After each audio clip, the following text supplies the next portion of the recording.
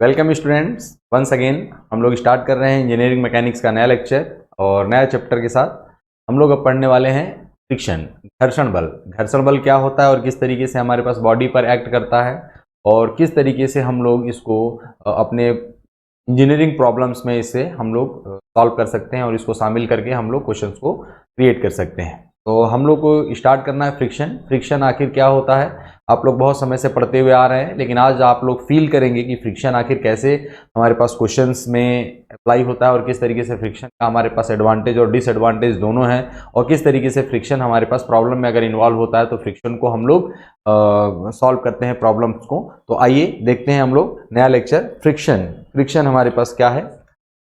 Friction मतलब घर्षण बल, और घर्षण बल का मतलब होता है वो सापेक्ष गति को रोकने का प्रयत्न करता है। यदि कोई भी दो पिंड हैं और उन दोनों पिंडों में संपर्क पर एक दूसरे के संपर्क में रहते हुए एक दूसरे के सापेक्ष गति करने की कोशिश करते हैं तो उनके बीच में एक ऐसा बल उत्पन्न होता है उनके संपर्क सतह पर जो उनके गति का, सापेक्ष गति का क्या करता है? विरोध करता है।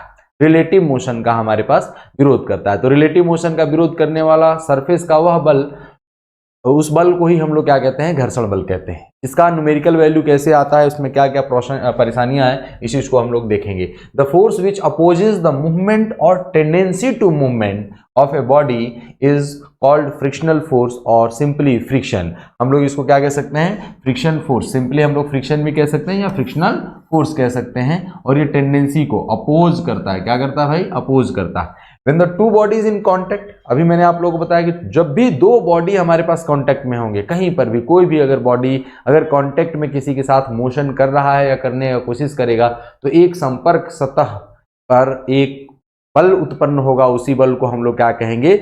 घर्षण बल कहेंगे। ठीक है, तो घर्षण बल को हम लोग कितने तरीके से हम लोग डिवाइड कर सकते हैं और क्या हमारे पास कौन कौन से फैक्टर्स घर्षण बल को हमें प्रभावित कर सकते हैं, उस चीज को देखना है।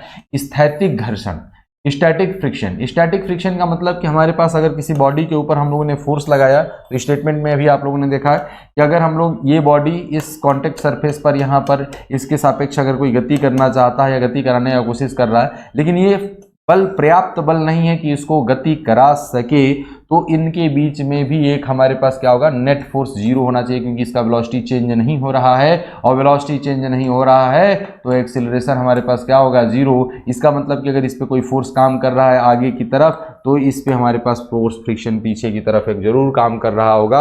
और इसी फ्रिक्शन फोर्स को हम लोग कहते हैं, मतलब इसी को हम लोग फ्रिक्शन फोर्स कहेंगे। और अगर बॉडी मोशन नहीं हो रही है और उस वक्त अगर कोई फ्रिक्शन फोर्स डेवलप हो रहा है तो क्या कहलाएगा हमारे पास? Static friction. अब अगर जैसे जैसे हम लोगों ने कहा दोस्तों कि जैसे जैसे हम लोग ये जैसे ही फोर्स लगाएंगे ये पर्याप्त नहीं है तो ये गति नहीं होगा। तो यहाँ पर एक उसके अपोजिट डायरेक्शन में फोर्स काम कर रहा होगा, क्योंकि हमें इक्विलिब्रियम में रहना है। तो एफ नेट हमारे पास क्या होना चाहिए? जीरो होना चाहिए। तो एफ पी इधर लग रहा है तो एफ हमारे पास अपोजिट डायरेक्शन में। अब हम लोग ये कह रहे हैं कि अगर पी का वैल्यू बढ़ाते जाएंगे तो इसका विरोध बढ़ता जाएगा, क्योंकि अभी भी मोशन हो नहीं रहा है। तो हमारे पास इस बल को बढ़ाते बढ़ाते बढ़ाते बढ़ाते अगर हम लोग जाएंगे तो जो फ्रिक्शन फोर्स है उसका वैल्यू जो होगा हमारे पास बढ़ता जाएगा। और एक समय ऐसा आएगा कि यह पिंड जस्ट गति करने वाला होगा, जस्ट मोशन करने वाला होगा, इम्पेंडिंग होगा, उसका मोशन की स्टार्ट करने वाला होगा, शुरू करने वाला होगा। उस वक्त के जो घर्षण बल को, स्टैटिक का जो अधिकतम मान होगा, उसी को हम लोग क्या कहते हैं? Limiting friction. जो स्टैटिक फ्रिक्शन का मैक्सिमम वैल्यू होता है उसको हम लोग क्या कहते हैं? लिमिटिंग। हिंदी में कहते हैं सीमांत। सीमांत का मतलब होता है एक, अगर हम लोग गांव की भाषा में या एक बहुत आम भाषा में कहें तो इसकी औकात। अगर हम लोग ये कहें कि ये लिमिटिंग फ्रिक्शन जो है, स्टैटिक फ्रिक्शन क्या है? इस बॉडी को मोशन होने नहीं दे रहा है। तो ये बल का हम लोग इस P का वैल्यू हम लोग क्या कर रहे हैं? इंक्रीज कर रहे हैं, इंक्रीज कर रहे हैं। तो इंक्रीज करते करते करते करते अगर हम लोग जाएंगे तो कभी तो ये सरेंडर करेगा कि नहीं, हमारे पास हम इसको मोशन में रोक नहीं पाएंगे। और वो जब नहीं होगा कि हम लोग रोक नहीं पाएंगे P फोर्स को, P फोर्स के वैल्यू को, तो उसको हम लोग क्या कहेंगे? उस वक्त हमारे पास स्टैटिक का मैक्सिमम वैल्यू होगा और उस मैक्सिमम वैल्यू को हम लोग क्या कहेंगे? Limiting friction. सीमांत कहते हैं ना किसी से कि भैया देखो अब सीमा से बाहर जा रहे हो, अब नहीं छोड़ने वाला हूं। एक लिमिट, लिमिट का मतलब हमारे पास क्या है कि उससे अब ज्यादा अगर करोगे तो बॉडी क्या हो जाएगी, मोशन कर जाएगी, इससे ज्यादा फ्रिक्शन फोर्स नहीं लगा सकता है। अब अगर उससे ज्यादा फ्रिक्शन फोर्स नहीं लगाएगा तो ये क्या होगा, लिमिटिंग फ्रिक्शन। क्या होगा भाई, लिमिटिंग फ्रिक्शन।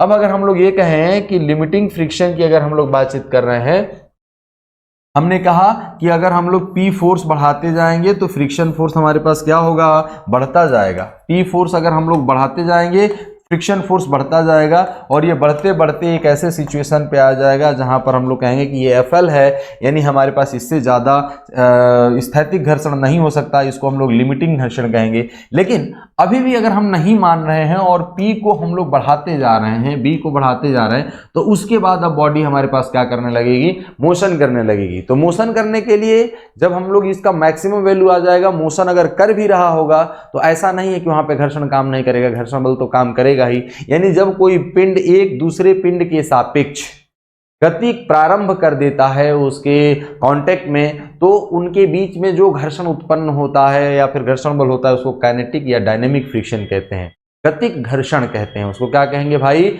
गतिक घर्षण।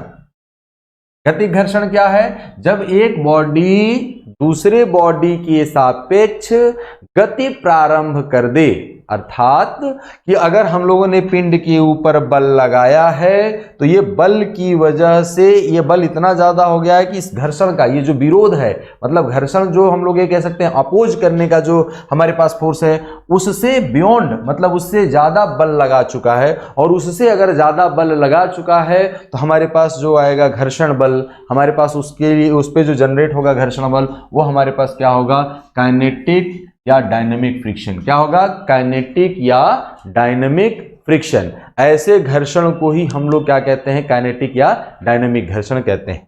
अब देखिए, काइनेटिक या डायनेमिक घर्षण का जो वैल्यू होता है वो सीमांत घर्षण से कुछ कम होता है।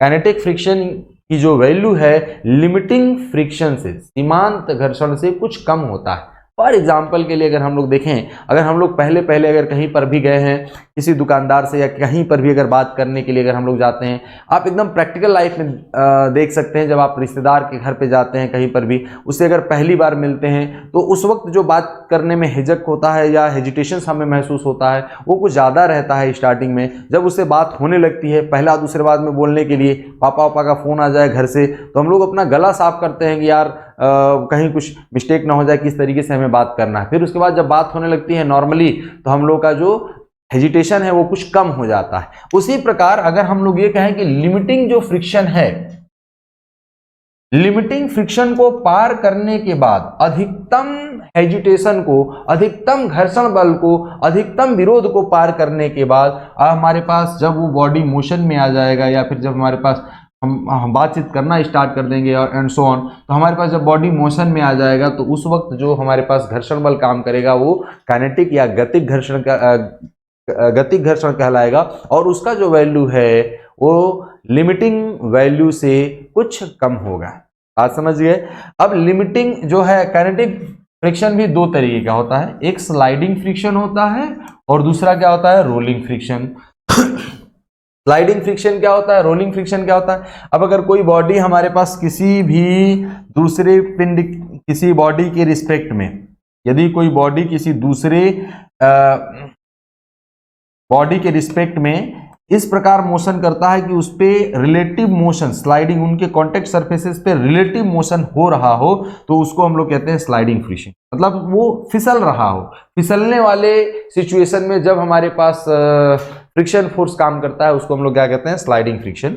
और अगर हमारे पास कहीं पर भी रोलिंग गति हो रहा है, जैसे कोई सर्कुलर जो ऑब्जेक्ट है, स्फेरिकल टाइप का ऑब्जेक्ट है, सिलेंडर है, डिस्क है, इस टाइप के हमारे पास जो बॉडीज हैं, अगर वो किसी कॉन्टेक्ट सरफेस में होते हुए अगर हमारे पास रोलिंग मोशन कर रहा है, लुढ़कन गति अगर कर रहा है, तो उस वक्त जो फ्रिक्शन फोर्स काम करेगा उस घर्षण को हम लोग क्या कहेंगे, हम लोग कहेंगे रोलिंग फ्रिक्शन। उस घर्षण को हम लोग क्या कहेंगे, रोलिंग फ्रिक्शन। यानी ये हमारे पास स्लाइडिंग फ्रिक्शन है और ये क्या है, हमारे पास रोलिंग फ्रिक्शन है। ये दोनों गति अवस्था में होते हैं। क्या होते हैं, गति अवस्था में होते हैं। इनके बारे में भी हम लोगों को जानना है कि आखिर ये हैं क्या और किस तरीके से काम करते हैं। तो आइए एक एक करके हम लोग इनके बारे में समझते हैं कि आखिर ये क्या है। तो हम लोग सबसे पहले देखेंगे, इसमें एक क्वेश्चन है, kinetic friction is also known as, अरे वाह, रोलिंग फ्रिक्शन, रोलिंग का काइनेटिक का तो एक पार्ट है। Dynamic friction, static friction, wedge friction. ये वेज क्या होता है अभी हम लोग देख, rolling is a part of kinetic friction. Dynamic friction बिल्कुल सही, हम लोग काइनेटिक या डायनेमिक फ्रिक्शन कहते हैं। स्टैटिक फ्रिक्शन तो जो हमारे पास रेस्ट में हो उसको कहते हैं। वेज का मतलब होता है कि जब हमारे पास इंक्लाइंडेड सर्फेसेस को हम लोग जब लगाते हैं, आप लोग कभी देखे हो ट्रक को रोकने के लिए या फिर जब ट्रक का कहीं सर्विसिंग वगैरह होता है तो उसके टायर से पहले एक इस टाइप का हम लोग वेज लगा देते हैं। वो वेज ही हमारे पास मतलब एक इंक्लाइंडेड सरफेस, इंक्लाइंडेड सरफेसेस पर जो हमारे पास फ्रिक्शन फोर्स काम करता है उसको कहते हैं वेज फ्रिक्शन। क्या बोलते हैं उसको? Wedge friction. तो ये भी हमारे पास एक अलग टाइप का हमारे पास फ्रिक्शन है, तो इसको हम लोग क्या कहेंगे? Dynamic friction. चलिए आइए आगे देखते हैं हम लोग स्टैटिक फ्रिक्शन क्या होता है। स्टैटिक फ्रिक्शन के लिए हम लोग को फ्री बॉडी डायग्राम बनाना पड़ेगा। और फ्री बॉडी डायग्राम कैसे होगा? यानी बॉडी हमारे पास मोशन नहीं कर रहा है, उस वक्त के लिए हमारे पास जो फ्रिक्शन फोर्स काम करेगा उसी को क्या कहेंगे? Static friction. साइन कन्वेंशन हम लोग जानते हैं ऑब्वियसली, पहले से ही हम लोग ये देखे हुए हैं, समझे हुए हैं। तो आइए हम लोग देखते हैं कि अगर कोई बॉडी है, मान लिया जाए कि ये कोई बॉडी है हमारे पास और इस बॉडी के ऊपर ये यहाँ पर एक संपर्क सतह है जिसके सापेक्ष हमें गति कराना है।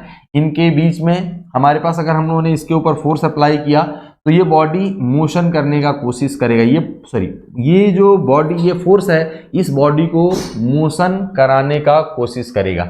अब अगर ये मोशन कराने का कोशिश करेगा तो हम लोग देखें कि ये बॉडी मोशन अगर एक्चुअल में नहीं कर रहा है, उस वक्त का जो फ्रिक्शन फोर्स हमारे पास काम करता है वो क्या होता है? Static friction. अब अगर हम लोग ये कहें कि free body diagram of the block अगर हम लोग बनाएंगे तो कौन कौन से फोर्स इस पर काम कर रहे हैं? एक अप्लाइड फोर्स, नॉन अप्लाइड में हमारे पास इसका self weight, normal reaction and friction force. अब देखिए ये नॉर्मल रिएक्शन, एक दूसरे को वर्टिकल डायरेक्शन में कोई मोशन नहीं हो रहा है तो एक दूसरे को बैलेंस कर देंगे, और हॉरिजॉन्टल डायरेक्शन में भी अगर कोई मोशन नहीं हो रहा तो ये और ये जो फोर्स होंगे वो क्या होंगे? बराबर होंगे। यानी free body diagram of the support की अगर हम लोग बात करेंगे तो सपोर्ट पे हमारे पास फ्रिक्शन फोर्स कैसे लगेगा, इस चीज को हम लोग फील करेंगे। मान लिया जाए कि सबसे पहले हम लोग ये कहेंगे ये जो बॉडी है इसके सापेक्ष अगर मोशन करता तो किधर जाने का कोशिश कर रहा है? आगे जाने।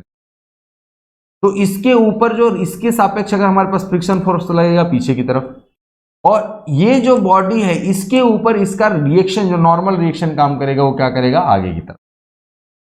यानी फ्रिक्शन फोर्स कभी भी सिंगल काम नहीं करता है फ्रेंड्स, वो हमेशा क्या काम करेगा? पेयर में काम करेगा। सपोज दैट कि अगर मैं अपने हाथ को ऐसे रब कर रहा हूं, इस तरीके से रब कर रहा हूं, तो देखो मेरा हाथ जो है अगर इसको रेस्ट भी मान लिया जाए तो ये देखो इस तरीके से अगर हम लोग कर रहे हैं तो यहां पर ये हाथ मेरा क्या जा रहा है? नीचे जा रहा है। क्या जा रहा है? नीचे जा रहा है। तो इस पर जो फ्रिक्शन फोर्स काम करेगा वो किधर करेगा? ऊपर की तरफ। और इस पे जो फ्रिक्शन फोर्स काम करेगा वो किधर करेगा?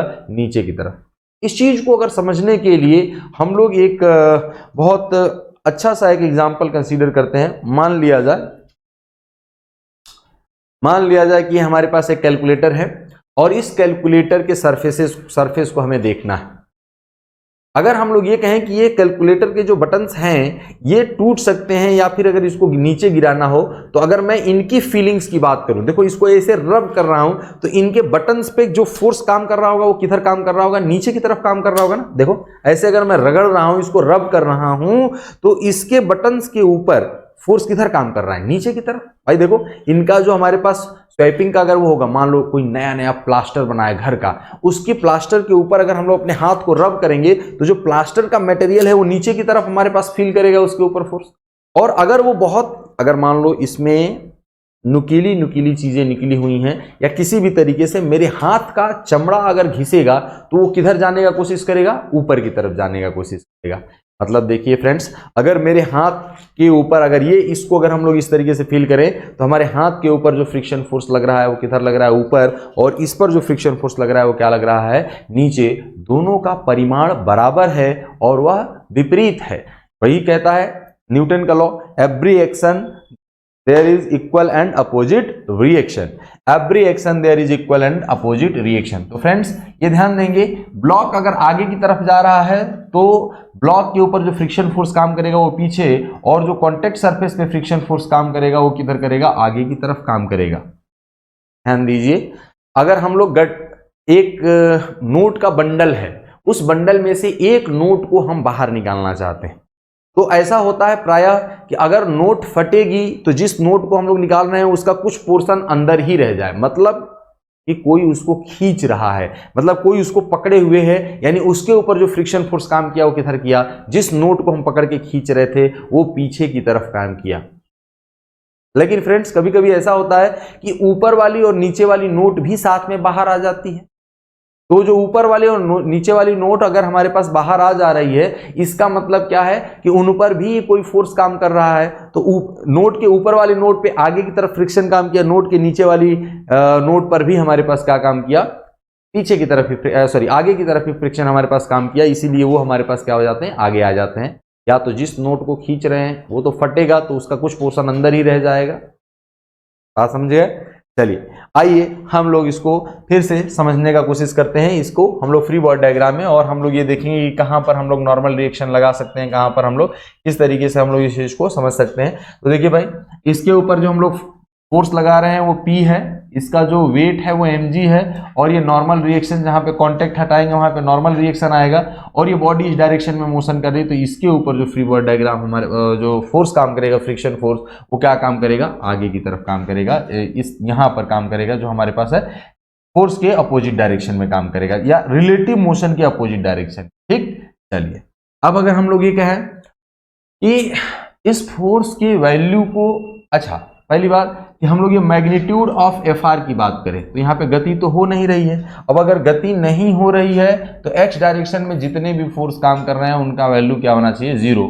एक्स डायरेक्शन में कौन काम कर रहा है, पी और एफ आर।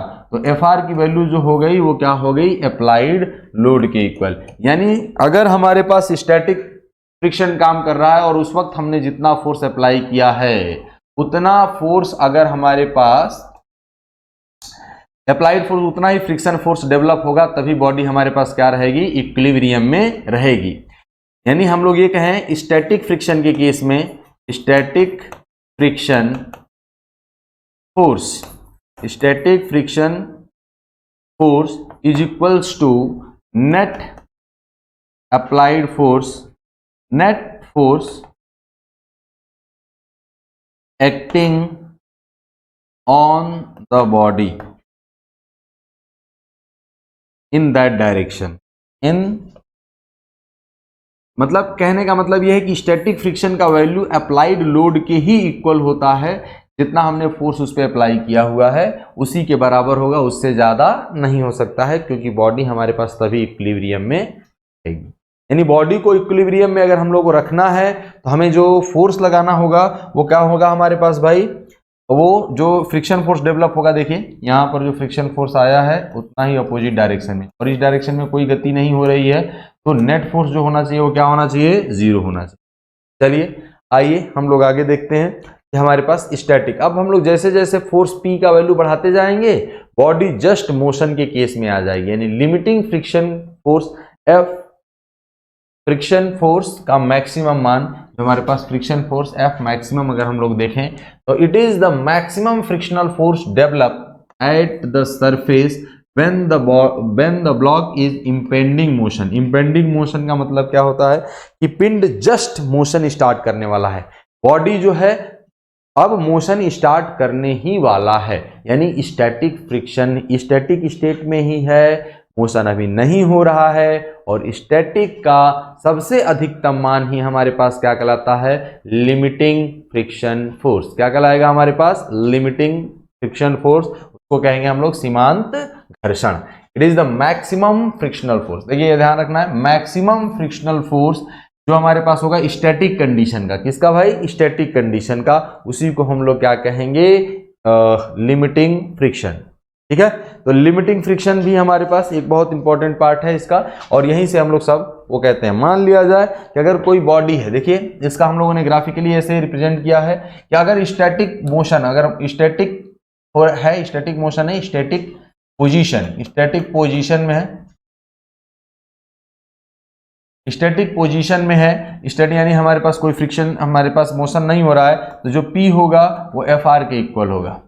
इम्पेंडिंग मोशन और जस्ट स्टार्ट मोशन और sliding body on the point of motion, तो जस्ट हमारे पास होगा तो ये लिमिटिंग फोर्स होगा, मतलब इससे ज्यादा हमारे पास नहीं, थोड़ा सा भी इधर उधर करेंगे हमारे पास क्या हो जाएगा, वो मोशन कर जाएगा। तो ये P limiting is equal to P limiting का जो वैल्यू आएगा वो किसके इक्वल हो जाएगा हमारे पास FR मैक्सिमम के, ये इक्वल होगा, उससे ज्यादा नहीं हो सकता लिमिटिंग।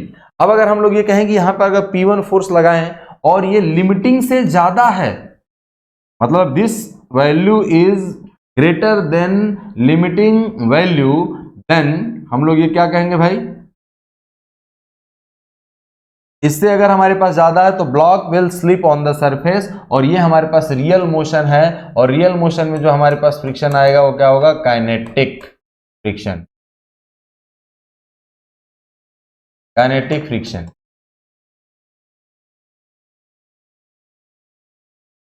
बात समझ गए?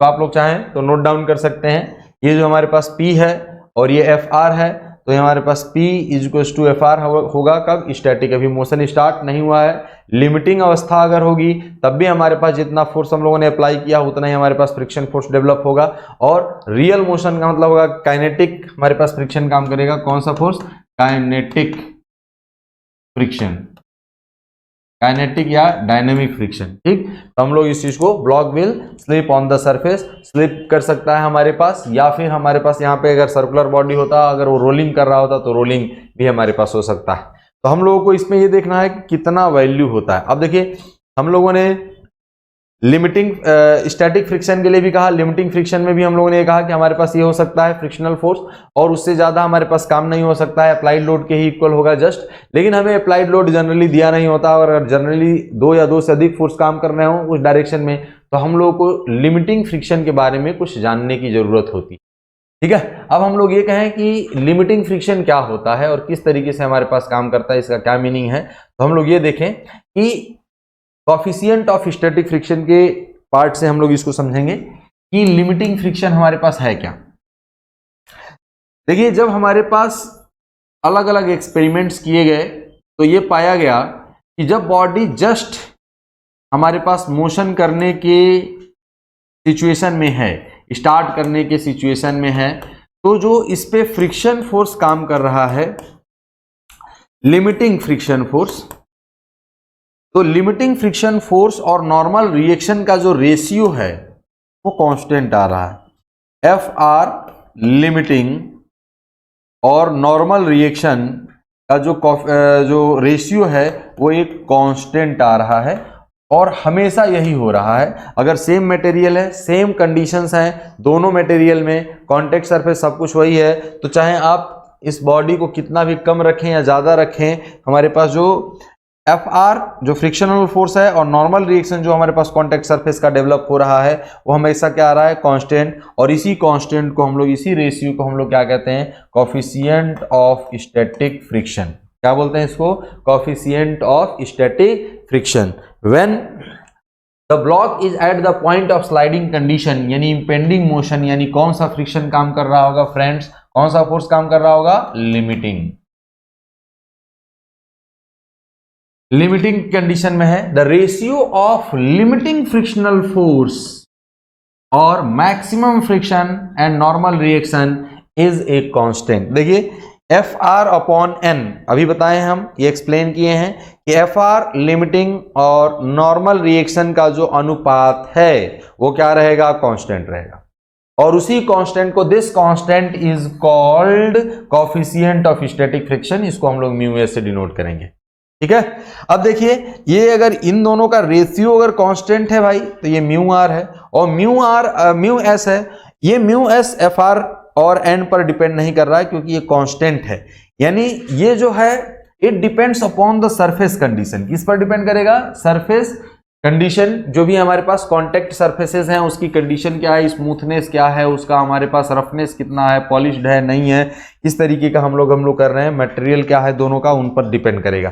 तो constant is called coefficient of static friction, और इसको हम लोग म्यू एस से डिनोट करते हैं, किससे डिनोट करते हैं, म्यू एस से डिनोट करते हैं, ठीक है। तो कॉफिशिएंट ऑफ फ्रिक्शन अगर हम लोग पूछा जाए कि कॉफिशिएंट ऑफ स्टैटिक फ्रिक्शन है क्या, it is the ratio of limiting frictional force to the normal reaction for a given material in the contact of the two bodies. दोनों बॉडीज का दिए गए पदार्थ के लिए जो अधिकतम घर्षण बल की बात मान है, अधिकतम घर्षण बल स्थैतिक अवस्था में तथा अभिलंब प्रतिक्रिया का अनुपात को ही हम लोग क्या कहते हैं, घर्षण गुणांक कहते हैं। ठीक है, तो हम लोग इस चीज को इजीली समझ सकते हैं कि ये कॉफिशिएंट ऑफ स्टैटिक फ्रिक्शन आखिर होता क्या है और किस तरीके से हमारे पास काम करता है। इस तरीके से हम लोग ये कहें कि जो फ्रिक्शनल फोर्स आया, limiting frictional force F R max, या मैक्स का मतलब लिमिटिंग, इज इक्वल टू हो गया म्यू एस इंटू एन। दोस्तों ध्यान रखेंगे, यह फॉर्मूला हम लोग बहुत बचपन से पढ़ते आ रहे हैं, लेकिन this is only applicable for the limiting friction, अर्थात अधिकतम घर्षण के लिए है, मैक्सिमम घर्षण। हम लोग जो भी घर्षण को कंपेयर करना होगा, हम लोग कंपेयर करेंगे, किससे कंपेयर करेंगे भाई, हम लोग कंपेयर करेंगे इसी लिमिटिंग फ्रिक्शन से। इसको हम लोग एफ भी कह देते हैं। तो हमारे पास ये coefficient of static friction mu S F R max upon N, यानी F R max is equal to mu S into N आ गया। इक्विलिब्रियम की कंडीशन होगा इम्पेंडिंग मोशन, जस्ट इस डायरेक्शन में मोशन होने वाला है या हो रहा होगा। ठीक है, चलिए, तो इसमें हमारे पास बहुत इजीली हम लोग इस चीज को कंसीडर कर सकते हैं और इस चीज का हम लोग समझ भी सकते हैं कि मान लिया जाए कि अगर हमारे पास एक 100 न्यूटन का वेट है और इस पर 20 न्यूटन का फोर्स काम कर रहा है और जो कॉफिशिएंट ऑफ स्टैटिक फ्रिक्शन है वो दिया है 0.25। तो हम लोग को ये फाइंड आउट करना है कि कितना फ्रिक्शनल फोर्स काम कर रहा है, F कितना काम कर रहा है, ये फ्रिक्शन फोर्स कितना है। चलिए, तो ये हम कह रहे थे इसमें अगर हमारे पास ये 100 न्यूटन का फोर्स है, ब्लॉक है और इस पे 20 न्यूटन का फोर्स काम कर रहा है, तो आप लोगों ने क्वेश्चन सॉल्व किया। हम ये कहें कि इसके ऊपर फ्रिक्शन फोर्स कितना काम करेगा। देखिए, जब हम क्वेश्चन दिया करें तो उसको पॉज करके आप लोग पहले क्वेश्चन सॉल्व कर लिया करो। अब मैं 10 मिनट के लिए रुकूंगा तो वो कोई मीनिंग नहीं है 2 4 5 मिनट के लिए रुकने का, ये नहीं, उसको हम लोग रुक करके इसको वीडियो को देखें। चलिए, अगर हमने ये कहा कि अगर इस पे फ्रिक्शन फोर्स हमारे पास किस डायरेक्शन में काम करेगा, फ्री बॉडी डायग्राम हम लोग बनाते हैं हमेशा। फ्री बॉडी डायग्राम हम लोग बनाएंगे तो इसमें हमारे पास क्या आएगा, 20 न्यूटन का फोर्स लग रहा है, इसमें हमारे पास 100 न्यूटन नीचे डाउनवर्ड डायरेक्शन में लगेगा और हमारे पास normal reaction N upward direction में लगेगा और यहां पर फ्रिक्शन फोर्स हमारे पास एफ लगेगा। हम लोग इस फ्रिक्शन फोर्स की बात नहीं करते हैं। सबसे पहले अगर हमें कैलकुलेशन करना होगा तो हम लोग कहेंगे कि भैया हमें लिमिटिंग फ्रिक्शन कितना है। तो लिमिटिंग फ्रिक्शन निकालने के लिए म्यू का वैल्यू दिया है, तो हम लोग कहेंगे कि F L is equal to mu S into N. N का वैल्यू देखिए, वर्टिकल डायरेक्शन में जो फोर्स लग रहा है ये 100 न्यूटन का है, ये वर्टिकल डायरेक्शन में एन, ऊपर की डायरेक्शन में कोई मोशन नहीं हुआ तो ये इसके जस्ट क्या हो जाएगा, बराबर 0.25 इंटू में हमारे पास हो जाएगा 100, यानी कितना हो गया 25 न्यूटन। देखिए भाई, ये जो FL है ये कितना है, 25 न्यूटन का है। FL जो है वो कितना है, 25 न्यूटन का है। तो 25 न्यूटन का अगर हमारे पास FL है तो ये लिमिटिंग फ्रिक्शन है और हमारे पास फोर्स कितना लग रहा है, केवल और केवल 20 न्यूटन का। तो हमारे पास जो फोर्स आएगा हम लोग हमेशा उससे कंपेयर करेंगे इस फोर्स को। अब ये जो फ्रिक्शन फोर्स है वो ज्यादा है, तो भाई देखिए इधर हमारे पास 25 न्यूटन का फोर्स तो लग नहीं सकता, क्योंकि अगर ये लगेगा तो फ्रिक्शन की वजह से मोशन होने लगेगा। तो जो फ्रिक्शन फोर्स आएगा, अगर 25 जो लोग आंसर बता रहे हैं वो गलत है, ये स्टैटिक अवस्था में होगा और स्टैटिक अवस्था में अगर रहेगा हमारे पास तो स्टैटिक फ्रिक्शन का वैल्यू उतना ही होता है जितना कि उसके ऊपर अप्लाइड लोड लगाया गया है। तो अप्लाइड लोड कितना है, 20 न्यूटन का, यानी जो इसमें फ्रिक्शन फोर्स का जो वैल्यू आएगा वो कितना हो जाएगा, 20 न्यूटन का। सबसे पहले इसमें हम लोग को ये देखना होता है गति कराने वाला बल कौन है और अभिलंब प्रतिक्रिया उत्पन्न करने वाला बल कौन सा है। ठीक है, चलिए आइए हम लोग देखते हैं इसके डेफिनेशन को और फिर हम लोग इस पे क्वेश्चन भी सॉल्व करेंगे। और the ratio of static friction to the dynamic friction is always. अब ये देखिए, डायनेमिक फ्रिक्शन हम लोगों ने देखा नहीं है, ये क्वेश्चन अभी हम लोग इसको डिस्कस करते हैं अभी डायनेमिक फ्रिक्शन को देखने के बाद। अब ये हमारे पास एक क्वेश्चन है कि block of mass 100 kg rest on a floor and the static coefficient of, देखिए यहां पर दिया है static coefficient of friction for the contact surface is 0.1। Mu S हम लोग सबसे पहले नोट करेंगे, कितना दिया भाई, mu S is equal to 0.1, ठीक। मास जो है वो m जो दिया है कितना दिया है 100 kg। It acted upon by A horizontal force of 50 Newton. F जो दिया है हमारे पास कितना दिया है 50 Newton. As shown in the figure, the frictional force developed along the contact surface is। अब अगर हम लोग ये कहें कि along का मतलब कि उसका डायरेक्शन की बात कर रहा है, उसके अपोजिट में भी हो सकता है, उसके सेम डायरेक्शन में भी हो सकता है। अब हम लोग को इसका डायमेंशन भी दिया है, तो डायमेंशन से हमें कोई लेना देना नहीं है। अब हम लोग ये कहें कि ये F, इसका फ्री बॉडी डायग्राम अगर बनाया जाए फ्रेंड्स, तो फ्री बॉडी डायग्राम में हमारे पास क्या आएगा, ये 50 न्यूटन, इसका वेट 100 इंटू जी, मान लिया जाए कि जी की वैल्यू हम लोग क्या है 10 ले रहे हैं। ये लिमिटिंग स्टेट में नहीं है तो हम लोग मान करके चलेंगे कि हम लोगों ने क्या लिया है 10 लिया है, चलो 9.8 ही ले लेते हैं। जी इज इक्वल टू हम लोग लेते हैं 9.8 मीटर पर सेकेंड स्क्वायर। एक्चुअल में ना दिया हो तो 9.8 ही लेना चाहिए। तो हमारे पास वेट जो हो गया वो कितना हो जाएगा 980 न्यूटन। और हम लोग यहां पे कहेंगे नॉर्मल रिएक्शन हमारे पास कितना हो जाएगा n, और ये फ्रिक्शन फोर्स हमारे पास हो जाएगा F। तो फर्स्ट ऑफ ऑल हम लोग को क्या कंसीडर करना होता है, we have to consider only the frictional force. हम लोग क्या कहेंगे, फ्रिक्शनल फोर्स हम लोग कंसीडर करेंगे। क्या कंसीडर करेंगे, लिमिटिंग फ्रिक्शन। तो लिमिटिंग फ्रिक्शन हमारे पास कितना हो जाएगा म्यू इंटू एन। देखिए भाई म्यू एस कितना है 0.1, नॉर्मल रिएक्शन कितना हो जाएगा 980 इंटू 0.1, यानी कितना हो गया हमारे पास। इनफैक्ट इसको मैंने उल्टा लिख दिया है, आप लोग इसको एडजस्ट कर लेंगे, नहीं तो इसको हम लोग सही कर दिया जाए। अगर हम लोग ये कहें कि ये 0.1 है इंटू ये 980 है, हमारे पास कितना हो जाएगा फ्रिक्शनल फोर्स। लिमिटिंग फ्रिक्शन जो होगा वो 98, लिमिटिंग फ्रिक्शन क्या है 98। तो 98 न्यूटन का अगर ये फोर्स है फ्रेंड्स, म्यू इंटू एन होता है, और ये 0.1 इंटू 980, तो 980 न्यूटन हमारे पास आ जाएगा 98 न्यूटन। तो ये लिमिटिंग सीमांत घर्षण का वैल्यू है। देखिए ऑप्शन भी दिया हुआ है, लेकिन ये ऑप्शन नहीं होगा क्योंकि अप्लाइड फोर्स हमारे पास कितना है 50 न्यूटन का है। और अगर अगर 50 न्यूटन का है तो हम लोग ये कहेंगे भाई कि ये स्टैटिक स्टेट में होगा, और स्टैटिक स्टेट में फ्रिक्शन फोर्स उतना ही काम करता है जितना हमारे पास अप्लाइड फोर्स होगा, यानी कितना हो जाएगा 50 न्यूटन का, यानी ऑप्शन बी हमारे पास क्या होगा, करेक्ट होगा। ये बहुत इंपॉर्टेंट प्रश्न है, अगर आप लोग इसको समझ पाए हैं तो बहुत अच्छी बात है, नहीं समझे हैं तो फिर से हम लोग सबसे पहले कैलकुलेट करते हैं सीमांत घर्षण। सीमांत घर्षण को प्राप्त करने के लिए स्थैतिक घर्षण गुणांक तथा हमें नॉर्मल रिएक्शन का वैल्यू पता होना चाहिए। तो नॉर्मल रिएक्शन हम लोग सबसे पहले कैलकुलेट करेंगे, तो जहां पर भी कॉन्टैक्ट सरफेस हटाएंगे वहां पर एक नॉर्मल रिएक्शन डेवलप होगा, और नॉर्मल रिएक्शन यहां पर देखिए सेल्फ वेट, इसका वेट जितना है उसी के बराबर होगा। नॉर्मल रिएक्शन कैलकुलेट करने के बाद हम लोग कैलकुलेट करते हैं limiting friction, coefficient of static friction से लिमिटिंग फ्रिक्शन नॉर्मल रिएक्शन को मल्टीप्लाई कर देंगे। मतलब अगर हम लोग स्थैतिक घर्षण गुणांक तथा अभिलंब प्रतिक्रिया का जो गुणनफल होगा वही सीमांत घर्षण की वैल्यू देगा। सीमांत घर्षण प्राप्त होने के बाद सबसे पहले हम लोग ये चेक करते हैं कि क्या अप्लाइड लोड सीमांत घर्षण से ज्यादा है या कम है या बराबर है।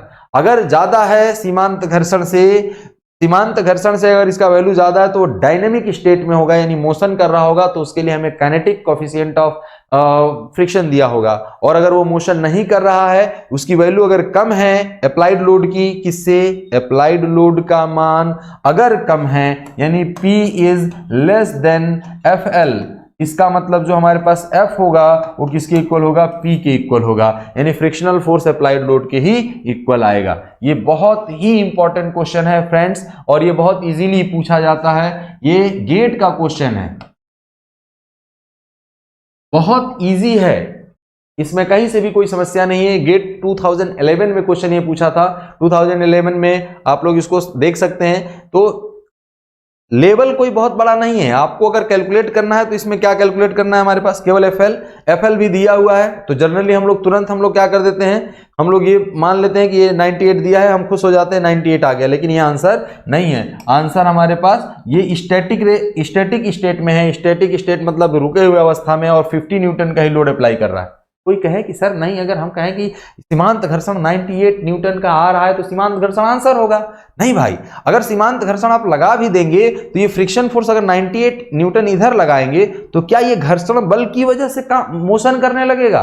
इस तरीके से तो हमारे पास कोई भी बॉडी रेस्ट में होगा ही नहीं, वो हमेशा क्या करता रहेगा, मोशन करता रहेगा। मान लो जैसे यहां पर अगर हम लोग सीमांत घर्षण अगर ये 0 हो जाएगा तो 0 भी अगर हम लोग ये फोर्स ले लेते हैं तब भी सीमांत घर्षण तो 98 का ही काम करेगा ना भाई, क्योंकि नॉर्मल रिएक्शन तो उतना ही है और कोएफिशिएंट ऑफ स्टैटिक फ्रिक्शन भी उतना है। तो उस अवस्था में ये फ्रिक्शन किधर जाएगा, यानी मैं यहाँ पे खड़ा हूं तो मेरा जो नॉर्मल रिएक्शन है वो तो है ही, और हमारे शूज और फ्लोर के बीच का जो कोएफिशिएंट ऑफ फ्रिक्शन है वो भी है, क्योंकि वो 0 तो है नहीं। हम लोग जानते हैं कि वो एकदम परफेक्टली पॉलिश्ड है नहीं। इसका मतलब है कि अगर ये 0 फोर्स लग रहा है तब भी सीमांत घर्षण तो उनके बीच में उनकी वैल्यू हम लोग कैलकुलेट कर सकते हैं, लेकिन वो हमारा आंसर नहीं होगा, क्योंकि हमारे ऊपर अभी कोई हॉरिजॉन्टल डायरेक्शन में फोर्स काम नहीं कर रहा है। और अगर हॉरिजॉन्टल डायरेक्शन में कोई फोर्स काम नहीं कर रहा है, इसका मतलब ये है कि हमारे पास जो घर्षण बल होगा वो क्या होगा, शून्य होगा, उसका वैल्यू शून्य आएगा। तो अगर जब अप्लाइड लोड शून्य है तो हमारे पास घर्षण बल भी क्या होगा, शून्य होगा। जैसे जैसे इस बल को बढ़ाएंगे हमारे पास घर्षण बल का मान क्या होगा, बढ़ता जाएगा, और उसके बाद हमारे पास उसमें हम लोग कंपेयर करेंगे हमेशा नॉर्मल फोर्सेस से। ठीक है, चलिए, तो आई थिंक ये समझ में आ गया, इसका 50 न्यूटन आंसर होगा। नेक्स्ट क्वेश्चन आप लोग इसको थोड़ा पढ़िए, क्या है।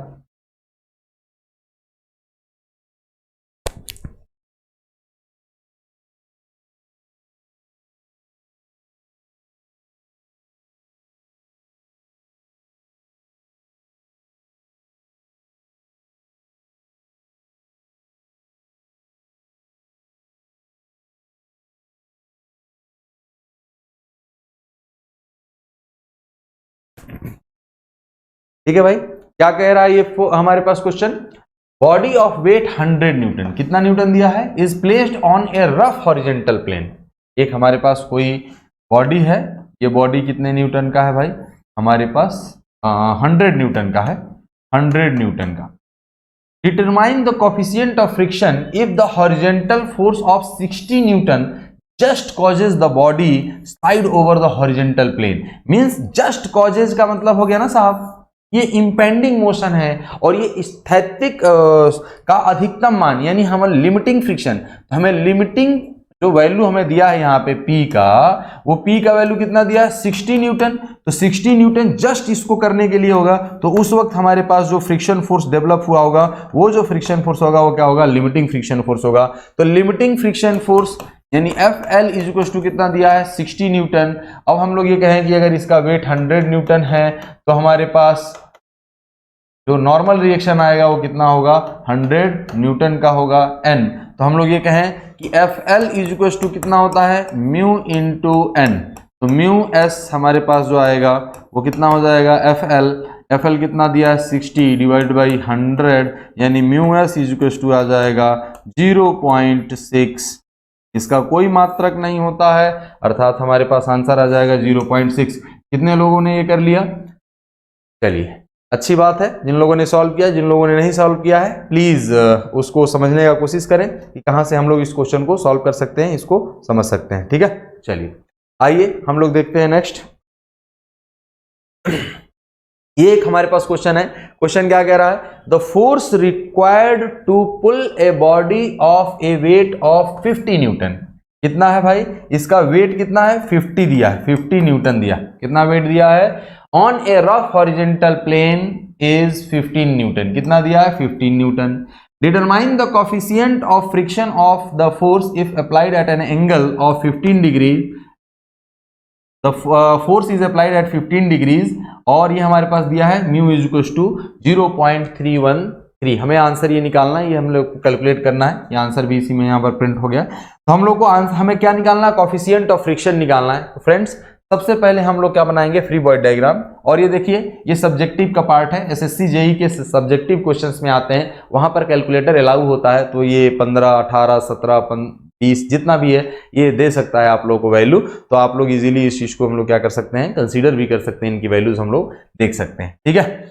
अब वैसे भी हम लोग 15 डिग्री का वैल्यू हम लोग अगर नहीं भी दिया हो कैलकुलेटर तब भी हम लोग कैलकुलेट कर सकते हैं। कैसे कैलकुलेट करेंगे ये मैं भी बताता हूं। हमारे पास इसका फ्री बॉडी डायग्राम जो है इसका बनेगा, वो किस तरीके से बनेगा भाई, ये हमारे पास है 15 न्यूटन, कितना है 15 न्यूटन 15 डिग्री पर काम कर रहा है, 15 डिग्री पर काम कर रहा है।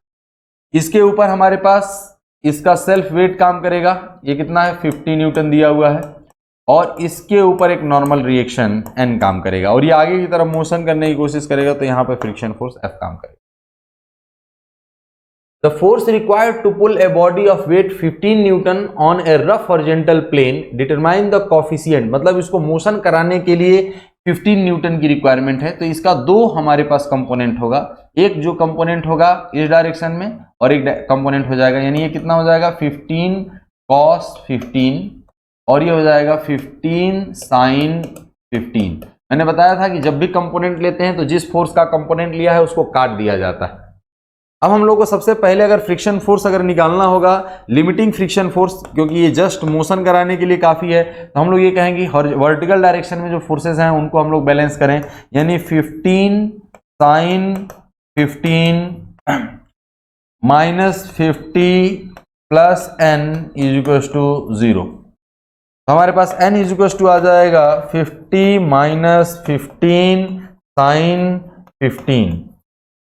तो n इज इक्वल टू अगर ये हो गया इतना न्यूटन, तो हम लोग क्या कह सकते हैं 50 माइनस इनका वैल्यू अगर हम लोग कैलकुलेट करें, देखिए हमारे पास कैलकुलेटर है, ये सब्जेक्टिव का क्वेश्चन है, आप परेशान बिल्कुल भी नहीं होंगे कि सर कैलकुलेटर का यूज अलाउ है कि नहीं। जब सब्जेक्टिव पार्ट अगर होता है तो उसमें कैलकुलेटर अलाउ होता है, ऑब्जेक्टिव पार्ट में कैलकुलेटर अलाउ नहीं होता।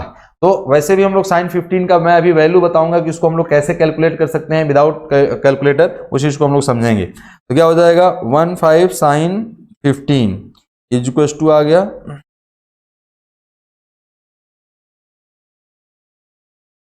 3.882। तो ये हो जाएगा normal reaction, n is equal to आ जाएगा 50 minus answer is equal to 46.12 ले लेते हैं, 177 आया है, 117 आया है, तो हम लोग ये नॉर्मल इतना हम लोग लिख सकते हैं, इतना न्यूटन। n अगर आ गया हमारे पास तो हम लोग जानते हैं, देखिए ये गति कराने वाला बल है जो हॉरिजॉन्टल डायरेक्शन में काम कर रहा है, और ये सब जो बल हैं ये नॉर्मल रिएक्शन उत्पन्न कराने वाले बल हैं। मैंने आप लोगों को बताया था कि जब भी हम लोग क्वेश्चन सॉल्व करेंगे उसमें हमें ये देखना है कि कौन नॉर्मल फोर्सेस अभिलंब प्रतिक्रिया उत्पन्न करने वाले बल हैं, और फिर हम लोग को ये देखना होगा गति कराने वाला कौन बल है। तो इसी की वजह से गति होगा, तो ये बल जो है Fl के बराबर होगा। तो अगर ये बल Fl के बराबर होगा तो हम लोग इसमें क्या देख सकते हैं,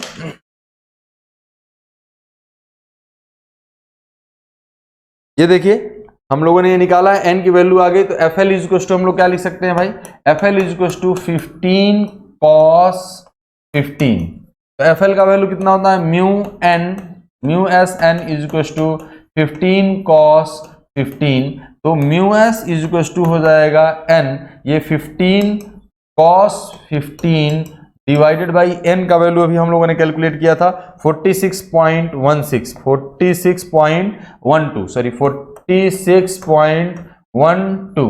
तो इसको हम लोग कैलकुलेट करें, कैलकुलेट करके देखते हैं कितना आएगा।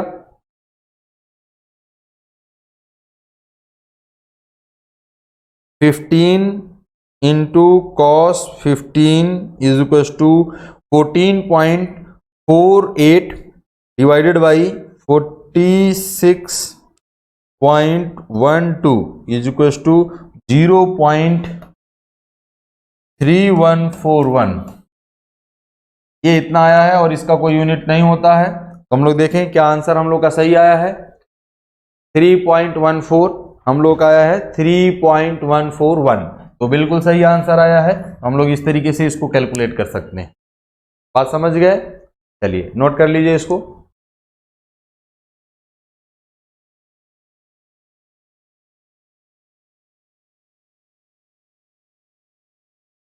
आइए हम लोग देखते हैं किस तरीके से cos 15 या sin 15 का वैल्यू निकाला जा सकता है।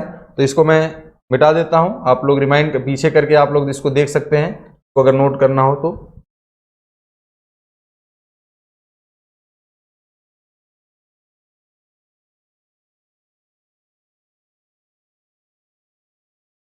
cos 15 को लिख सकते हैं cos 45 माइनस 30। cos 45 माइनस 30 का जो वैल्यू होता है हम लोग cos a minus b, cos a minus b का होता है cos a cos b plus sin a sin b। ये अगर माइनस होता है तो प्लस, तो यानी हमारे पास cos 45 cos 30 plus sign 45 into sine 30। देखिए फ्रेंड्स, अगर जरूरत पड़ेगा हम लोग को cos 45 का वैल्यू मालूम होता है √2 इंटू cos 30 का वैल्यू होता है √3/2, प्लस में हो जाएगा हमारे पास साइन 45 1/√2 इंटू साइन 30 का वैल्यू होता है 1/2। तो हम लोग इजीली यहां से ले सकते हैं एलसीएम, यानी √3 + 1 डिवाइड बाई 2/2। तो ये हमारे पास वैल्यू आता है cos 15 का। तो इजीली हम लोग इसको कैलकुलेट भी कर सकते हैं और हम लोग समझ सकते हैं कि कितना आएगा। उसी तरीके से अगर हम लोगों को निकालना हो sin 15 का वैल्यू तो हम लोग निकाल सकते हैं।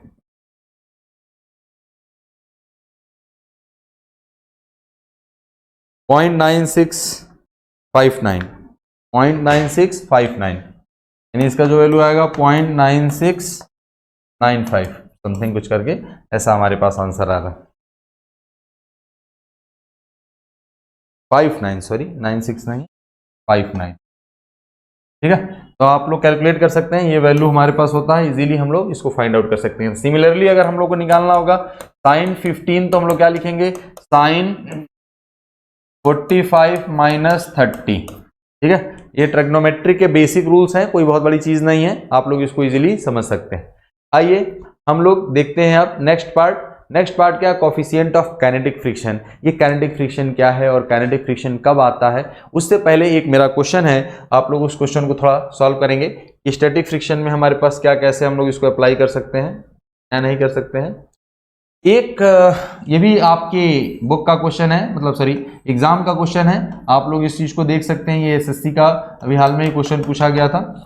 एक हमारे पास वर्टिकल वॉल है, कैसा वॉल है, वर्टिकल दीवार है, और उस पे एक बॉडी इस तरीके से रखा गया है, इसका वेट 50 न्यूटन है, और इस पर जो हमारे पास फोर्स लग रहा है वो 100 न्यूटन का लग रहा है, 200 न्यूटन का मान करके चलिए, 200 न्यूटन का फोर्स इस पर काम कर रहा है, और इनके बीच का जो कोफिशिएंट ऑफ फ्रिक्शन है, हमें फ्रिक्शन फोर्स फाइंड आउट करना है, और म्यू जो दिया हुआ है म्यू एस 0.25 दिया हुआ है। तो हम लोग को फाइंड आउट करना है कि इसके बीच में जो यहाँ पे ये कांटेक्ट में है, मान लीजिए एकदम देखिए, जैसे अगर हम लोग किसी बॉडी को अगर हम लोग ऐसे स्लाइड करके अगर हम लोग रख दें और इसके ऊपर अगर हम लोग फोर्स लगाने की कोशिश करें तो ये नीचे आने का कोशिश करेगा, वो नीचे आने का कोशिश करते वक्त जो हमारे पास फ्रिक्शन फोर्स है वो कितना काम करेगा, उस चीज को कैलकुलेट करना है। तो सबसे पहले मैंने आप लोगों को बताया था फ्रेंड्स, हमने सबसे पहले ये देखना होता है कि गति कराने वाला बल कौन है और नॉर्मल रिएक्शन प्रोड्यूस करने वाला फोर्स कौन है। तो इसका अगर हम लोग फ्री बॉडी डायग्राम बनाएंगे फ्रेंड्स, तो हमारे पास यहाँ पर क्या हो जाएगा, ये नॉर्मल डायरेक्शन n है, और ये हमारे पास क्या है 200 न्यूटन का फोर्स काम कर रहा है, और यहाँ पर जो हमारे पास होगा वो 50 न्यूटन का फोर्स होगा, और यहाँ पर काम करेगा फ्रिक्शन फोर्स। अब इस डायग्राम से आप लोग सिंपली ये देख सकते हैं, ये नॉर्मल रिएक्शन प्रोड्यूस करने वाला फोर्स है, और ये जो फोर्स है हमारे पास क्या है, गति कराने वाला बल है। तो हम लोग सबसे पहले n की वैल्यू अगर कैलकुलेट करेंगे, क्योंकि वर्टिकल डायरेक्शन में कोई फोर्स काम नहीं कर रहा है, तो ये जो हमारे पास वर्टिकल डायरेक्शन में कोई मोशन नहीं है, और कोई मोशन नहीं है तो हमारे पास क्या होगा, नेट फोर्स जो होना चाहिए वो क्या होना चाहिए, 0, तो 200 न्यूटन। तो 200 न्यूटन n की वैल्यू आ गई। अब हमारे पास म्यू दिया है, तो F लिमिटिंग हम लोग कैलकुलेट तो हमेशा लिमिटिंग फ्रिक्शन फोर्स ही करेंगे। F लिमिटिंग जो होगा हमारे पास वो कितना आएगा भाई, म्यू s इंटू एन। तो म्यू s इंटू एन में हमारे पास 0.25 इंटू 200। देखिए फ्रेंड्स, 225 यानी 50 न्यूटन। क्या होगा? 50 न्यूटन। यानी 50 न्यूटन हमारे पास इसके ऊपर क्या लगेगा, काम करेगा, जस्ट फोर्स हमारे पास वर्क करेगा इसके ऊपर। तो 50 न्यूटन का अगर फोर्स काम करेगा और 50 न्यूटन हमारे पास बल लग रहा है, तो जो फ्रिक्शनल फोर्स आएगा हमारे पास एफ जो होगा वो एफ के बराबर होगा, और एफ कितना हो जाएगा? 50 न्यूटन। यानी जस्ट ये बॉडी हमारे पास मोशन करने वाला है, ये रुका हुआ सिचुएशन में है, ये जस्ट हमारे पास मोशन इंपेंड करेगा और ये स्टार्ट करने वाला होगा। ठीक है, तो हम लोग इस तरीके से इस क्वेश्चन को हम लोग देख सकते हैं। किसी भी फॉर्मेट में अगर हमारे पास क्वेश्चन होगा, हम लोग इजीली इसको समझ सकते हैं। यहाँ पर एक हम लोग पास एंगल भी आता है, एंगल ऑफ फ्रिक्शन और एंगल ऑफ रिपोज। ये एंगल ऑफ फ्रिक्शन और एंगल ऑफ रिपोज हम लोग तब डिस्कस करेंगे जब हम लोग पास काइनेटिक फ्रिक्शन हम लोग कंप्लीट कर लेंगे। काइनेटिक फ्रिक्शन यानी जो जब मोशन में आएगा तो दोनों को एक साथ हम लोग समझने की कोशिश करेंगे। ठीक है, तो हमारे पास फ्रिक्शन फोर्स जो भी है वो फ्रिक्शन फोर्स है क्या? जो बॉडी को अपोज करता है, उसके रिलेटिव मोशन को अपोज करता है। ये क्वेश्चन आप लोग थोड़ा ध्यान से देखेंगे, ये क्वेश्चन इंपॉर्टेंट है। चलिए, क्वेश्चन एक और है कि कौन सा प्रक्रिया घर्षण पर आधारित नहीं है? 4 ऑप्शन दिए हैं, चलना, बोलना, सुनना, लिखना। हमारे पास which of the following is not based upon the friction? Walking, writing, speaking and listening.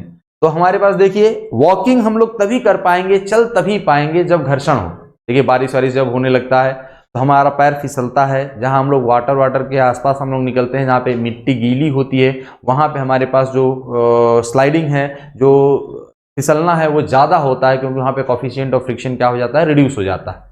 यानी हमारे पास वॉकिंग जो हो गया, चलना, वो हमारे पास घर्षण पर आधारित है, और आप सभी लोग जानते हैं कि घर्षण पर ये आधारित है। दूसरा चीज हम लोग ये कहेंगे, बोल रहे हैं, जो हम लोग का आवाज आ रहा है, ये भी हमारे पास घर्षण पर आधारित है। अगर हम लोग ये बोल रहे हैं, हमारे पास जीभ का चलना बंद हो जाए, अगर वो घर्षण न प्रोड्यूस करे, तो हम लोग बोल नहीं पाएंगे, हमारी आवाज नहीं निकलेगी, हम वाइब्रेशन प्रोड्यूस नहीं कर पाएंगे। मतलब बोलना भी घर्षण पर आधारित है। अगर घर्षण नहीं होता तो हम बोल नहीं पाते। तीसरा चीज जो हो गया, लिखना, राइटिंग। अगर हम लोग ये कहें, देखिए शीशे पर, ग्लास पर अगर वैसे पेन से लिखना चाहते हैं, जो आप लोग रिफिल वाला यूज करते हैं, हम लोग यूज एंड थ्रो पेन, वो उस पर नहीं चल पाता है। उस पर हम लोग मार्कर, अगर हमारे पास ऐसा हो कि हमारे पास फ्रिक्शन ना हो, तो वो स्टिक नहीं कर पाएगा। अगर आप कहें कि नहीं हम तो एकदम इजीली लिख देंगे, नहीं, वहां पे स्टिक नहीं कर पाएगा, तो इसलिए हमारे पास ये लिखना पॉसिबल नहीं होगा। अगर ये फ्रिक्शन नहीं होता तो तुरंत स्लाइड हो जाता, और वहां पर उस पर कोई भी इंक उस पर स्टिक नहीं कर पाता, क्योंकि जब घर्षण नहीं होगा तो कोई भी पार्टिकल, देखिए स्केच, अगर हम लोग जो यहाँ पे ये मार्कर मान लीजिए चल रहा है, बोर्ड की बात कर रहे हैं, तो इसका एक भी पार्टिकल जब इस पे पड़ेगा तो उसका कुछ ना कुछ हमारे पास क्या होगा, वेट होगा, और उस वेट को वो सस्टेन नहीं कर पाएगा, क्योंकि उसके ऊपर फ्रिक्शन फोर्स नहीं है, तो वहां पे चिपका हुआ नहीं रहेगा, वो तुरंत हट जाएगा। मतलब writing is also possible due to the friction. अब हम लोग ये कह रहे हैं सुनना। अगर हम लोग सुनने के लिए, हमें साउंड वेव्स हमारे पास आने चाहिए। साउंड वेव्स मीडियम में ट्रेवल करते हुए आते हैं, उससे हमें कोई लेना देना नहीं है कि वो हमारे कान में स्लाइडिंग नहीं करते हैं या रोलिंग नहीं करते हैं, यानी हमारे पास रिलेटिव मोशन नहीं करते हैं, इसलिए सुनना जो है हमारे पास उस पर आधारित नहीं है, क्या कहते हैं, फ्रिक्शन पर आधारित नहीं है। तो सुनना जो लिसनिंग है वो हमारे पास फ्रिक्शन पर आधारित नहीं है। ठीक है, क्वेश्चन एक ये पूछता है कि जब हम लोग बर्फ पे या बहुत चिकनी सतह पे चलते हैं, वहां पे हम लोग अपने पैर को बहुत छोटे छोटे स्टेप्स में क्यों लेकर के चलते हैं? कभी भी आपने महसूस किया होगा कि आप जब भी कहीं फिसलने वाली जगह पे चलने की कोशिश करते हैं, बड़ा धीरे धीरे धीरे धीरे आगे बढ़ने की कोशिश करते हैं, आप वो ना हो जाए, क्योंकि हमारे पास फ्रिक्शन फोर्स बहुत कम है और हम अपने पैर को बहुत ज्यादा टिल्ट नहीं कर सकते, क्योंकि अगर हमारा रिएक्शन थोड़ा सा भी इधर उधर गया, वो उसको सस्टेन नहीं कर पाएगा। जैसे मैं यहां पर अगर इस तरीके से अगर टिल्टेड हो जा रहा हूं, तो मेरा जो फ्रिक्शन फोर्स का रिजल्टेंट है वो नॉर्मली इस डायरेक्शन में काम करेगा, और हमारा जो फ्लोर है, मान लीजिए अगर मैं कहीं पर भी टेढ़ा हो जा रहा हूं, तो यहां पर हमारे पास जो फोर्स काम करेगा, इसका जो वेट काम करेगा, जो नॉर्मल रिएक्शन जो आएगा, सॉरी, यहां पे resultant of friction force and normal reaction जो आएगा वो इस डायरेक्शन में काम करेगा, और इसका एक कंपोनेंट इधर होगा और एक कंपोनेंट वर्टिकल होगा। तो अब अगर हमारे पास जो कंपोनेंट इधर आएगा, अगर उसमें सस्टेन नहीं कर पाया फ्रिक्शन को, तो हमारे पास वो क्या हो जाएगा, फिसलने के चांस बढ़ जाएंगे। यानी जहां पर घर्षण कम होता है, जहां पे पॉलिश्ड सरफेस होता है, जहां पे कोफिशिएंट ऑफ फ्रिक्शन कम होते हैं, वहां पे हम लोग क्या यूज करते हैं, क्या उपयोग करते हैं भाई, हम लोग करते हैं कि छोटे छोटे स्टेप्स लिया जाए जिससे हम लोग फिसलने से बच सकते हैं। ठीक है, तो फ्रिक्शन, मेरा ये क्वेश्चन है कि अगर जब हम लोग वॉकिंग करते हैं तो हम लोग के पैर के ऊपर भी फ्रिक्शन काम करता है। मेरा आप लोगों से एक क्वेश्चन है जाते जाते कि जब कोई भी ह्यूमन बॉडी, कोई भी आदमी अगर चलने का कोशिश कर रहा है, जब हम लोग पैर से चलते हैं तो हम जिस डायरेक्शन में चल रहे हैं फ्रिक्शन किधर काम करता है, उसी डायरेक्शन में कि उसके विपरीत डायरेक्शन में काम करता है। इस तरीके को हम लोग, इस क्वेश्चन को हम लोग नेक्स्ट लेक्चर में डिस्कस करेंगे। आज के लिए हम लोग बस इतना ही करते हैं। ठीक है, तो आप लोग इस क्वेश्चन को समझ करके आएंगे कि अगर कोई आदमी आगे की तरफ चलने का कोशिश करता है तो फ्रिक्शन किधर काम करेगा। आज के लिए बस इतना ही करते हैं, मिलते हैं हम लोग नेक्स्ट लेक्चर में। Thank you class.